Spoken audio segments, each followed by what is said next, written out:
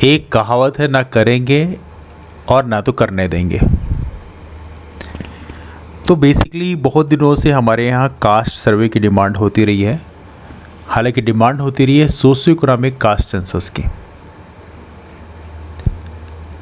Socio economic का मतलब है सामाजिक आर्थिक परिप्रेक्ष्य में जो पिछड़ा वर्ग है उसका पता चल पाए कि भाई उसकी कितनी आबादी है, उसका प्रतिनिधित्व कितना है। इसके द्वारा फिर बाद में पॉलिसी इम्प्लीमेंटेशन जब करना होता है तो उसमें हेल्प मिलती है, आप उस वंचित समाज को ज़्यादा ध्यान दे पाते हैं। 2011 में गणना हुई थी, लेकिन उसको केंद्र सरकार ने जनता के बीच रखने से मना कर दिया। 2021 में सेंसस होना था, हर 10 साल में चूँकि प्रक्रिया होती है, तो केंद्र सरकार ने उसमें भी कास्ट का सेंसस कराने से मना कर दिया था। पूरे देश में आंदोलन चले। इस समय ओबीसी भी थोड़ा जागरूक हो गया है। They had been asking that कि भाई कुत्ते बिल्ली जानवरों का सबका तुम सेंसस कराते हो, बस हमारा भर नहीं कराते। तो उसको लेकर केंद्र थोड़ा एक कदम पीछे गई है। उन्होंने फाइनली डिसाइड किया कि हम सेंसस को ही डिले कर देते हैं, और यही हुआ, सेंसस डिले हो गया। लेकिन एक राज्य हमारे देश का जिसका नाम है बिहार, बिहार ने एक अच्छा काम किया। उन्होंने कास्ट सर्वे अपने राज्य में अपने स्तर पे कराना शुरू कर दिया। सारी चीज़ें लगभग अपने अंतिम चरण में है, सारी चीज़ें लगभग हो चुकी हैं। अब उसमें केंद्र सरकार अपनी चोंच लगाने में बिजी है कि भैया हम इनको कास्ट सर्वे नहीं करने देंगे। सुप्रीम कोर्ट में पहुंचे हैं एक बार अंतिम बार ट्राई मारने के लिए कि भाई बिहार कास्ट सर्वे किसी तरह से रुक जाए।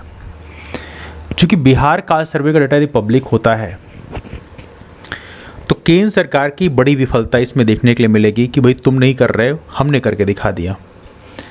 और दूसरी बात बड़ी इंटरेस्टिंग चीज़ है कि जो भारतीय जनता पार्टी जिसकी सरकार केंद्र में है, बिहार में वो अपोजिशन में है। लेकिन जब बिहार में कास्ट सर्वे की बात की गई थी तो भारतीय जनता पार्टी जो बिहार में है उसने उसमें समर्थन किया था।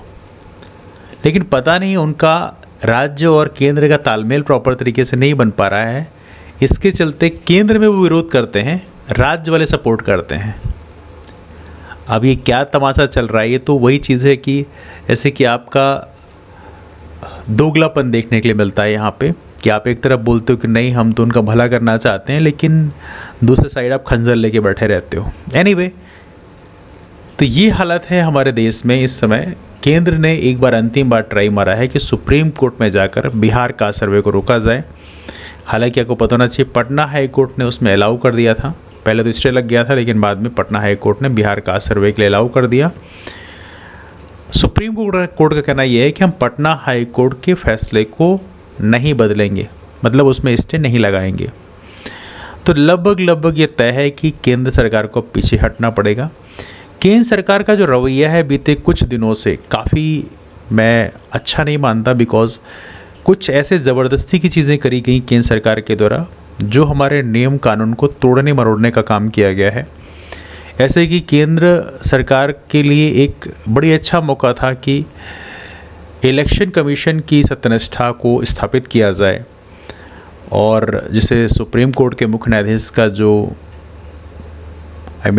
उसमें नाम था सिलेक्शन पैनल में कि इलेक्शन कमीशन के अपॉइंटमेंट प्रोसेस के लिए 3 बॉडी होंगी। एक तो सुप्रीम कोर्ट के मुख्य न्यायाधीश, प्रधानमंत्री और नेता प्रतिपक्ष लोकसभा के। केंद्र सरकार ने उसमें बदलाव किया, सुप्रीम कोर्ट के मुख्य न्यायाधीश की जगह अपना कैबिनेट मिनिस्टर बैठा दिया।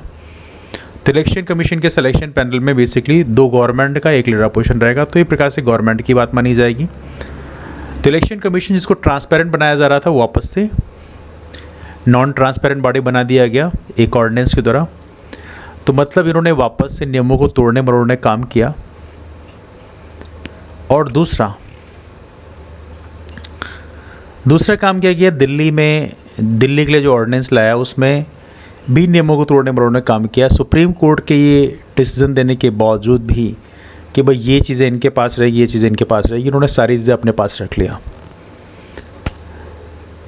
तो ये बेसिकली मैं हैरान हूँ कि जनता इस चीज़ को देख रही होगी, इन्हें रत्ती भर डर नहीं लगता कि हम जो ये दोगलापन कर रहे हैं क्या जनता इसको देख नहीं रही होगी। तो कहीं ना कहीं आने वाले कल में वो उनके लिए बड़ी आफत पैदा होगी। सोचो, ओबीसी का कास्ट सर्वे कराने से सीधे मना कर दिया। ओबीसी की आबादी देश में अकॉर्डिंग टू, देखो अंतिम जो सेंसस हुआ था वो 1931 वाला है, वही डेटा हमारे पास रखा हुआ है, जिसके हिसाब से ओबीसी की आबादी 52% बताई जा रही है। तो यदि ओबीसी की आबादी 52% है, हालांकि उम्मीद यह है कि भारत के पार्टीशन के बाद बहुत सारी आबादी पाकिस्तान में चलेगी, स्पेशली मुस्लिम की आबादी चलेगी, तो उस रेशियो में ओबीसी की आबादी बढ़नी चाहिए। आई एम एक्सपेक्टिंग दैट हो सकता है वो 60% पार कर चुकी होगी।